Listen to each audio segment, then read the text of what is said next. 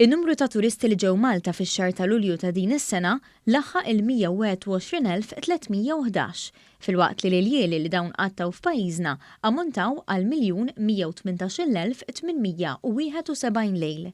Dawn iċ-ċifri jfissru darbtejn u nofs aktar minn dawk li jażlu li jiġu Malta fl-istess xahar tas-sena l-oħra.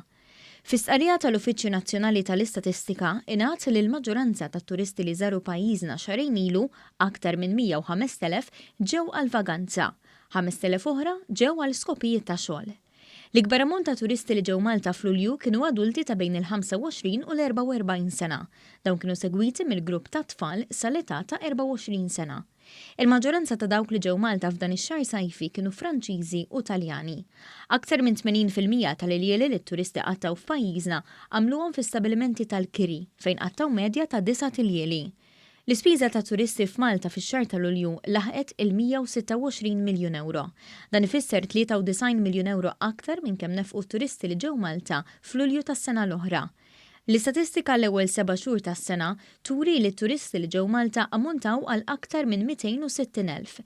Dan jirriżulta fit-tnaqqis fuq l-istess perjodu tas-sena l-oħra, meta l-ewwel xahrejn kienu għadhom qed jaraw turiżmu b'saħħtu mingħajr pandemija, filwaqt li l-ewwel ftit xhur ta' din is-sena kien għadu kif beda jingħata l-vaċċin kontra l-COVID-19 madwar l-Ewropa.